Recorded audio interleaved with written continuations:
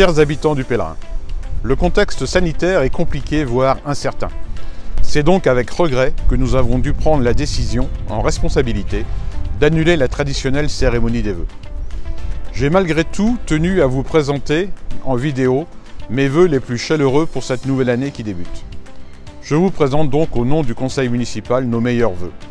Puisse cette année 2022 vous apporter du bonheur et de la sérénité, malgré les temps difficiles que nous traversons tous.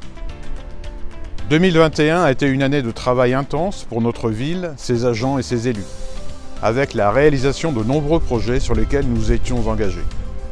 La mise en place du bassin d'apprentissage de la natation pour les plus jeunes, la création de l'espace France Service avec de nouveaux services publics de proximité, le regroupement des accueils de loisirs en un seul et même endroit à côté de l'école de l'Ermitage, la renaissance de l'association des commerçants, si importante pour une ville comme le Pèlerin. Encore plus de nourriture bio servie aux enfants à la cantine. Ou encore, l'éclairage public au village de la Bricolière qui était tant attendu depuis 6 ans. 2022 sera également une année riche de concrétisation. Je pense en premier lieu à la nouvelle image que nous allons donner à la ville, avec la réalisation d'un nouveau logo pour valoriser encore plus le Pèlerin. Je vous propose de le découvrir en images dès à présent.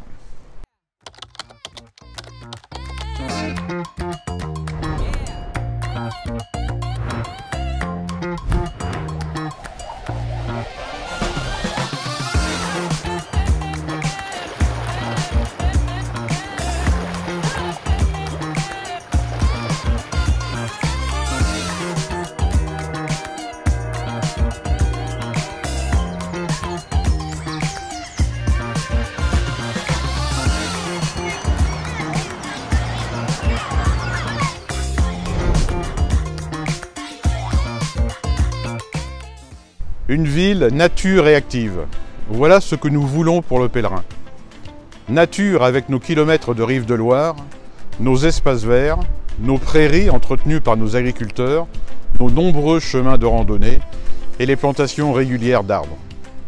Une ville active par les toujours aussi nombreuses associations sportives et culturelles, le dynamisme de nos commerçants et artisans ou encore le développement de notre marché hebdomadaire. Nous aurons à cœur de réaliser de nouveaux projets. Avec Cécile Myriadec, la reconduction du bassin mobile pour l'apprentissage de la natation aux enfants. Avec Paul Brunet, la première édition de notre festival Jazz en Loire, début juillet, et la réunion des premiers conseils participatifs dès que le contexte sanitaire nous le permettra. Avec Brigitte Doucet et Marie-Christine Curodo, le déménagement des associations caritatives dans les locaux de l'ancienne DDE, qui permettra de créer des logements pour les jeunes actifs dans la Maison de la Solidarité. Avec Pascal Monnier, une prospective financière pour notre ville afin de lui assurer le meilleur développement au regard de nos contraintes budgétaires. Avec Jean-Luc Billan, la création d'un rond-point à la Cochère pour diminuer la vitesse au grand chemin et permettre le prolongement de la ligne de bus E8. Je pense aussi à la sortie de terre de notre nouveau centre technique municipal d'ici à la fin de l'année.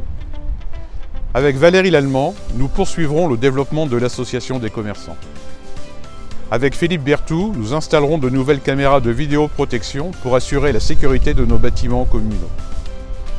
Avec Thibaut Goupil, la construction d'un observatoire de la faune et de la flore au chemin des Caries, en partenariat avec le Conservatoire du Littoral.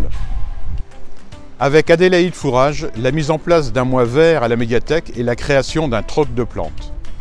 Avec Alain Lecause, l'agrandissement de notre zone artisanale de la Bréhennerie et l'ouverture d'un espace de coworking. Avec Jackie Plénaud, l'enfouissement de la ligne haute tension située au-dessus du futur pôle sportif. Et enfin, avec Jean-Luc Lécuyer, le suivi et l'attribution des demandes de logements sociaux. Voilà, chers habitants du Pèlerin, le programme pour cette année 2022. Alors gardons un esprit positif et constructif pour cette nouvelle année. Je vous souhaite le meilleur pour vous et vos proches.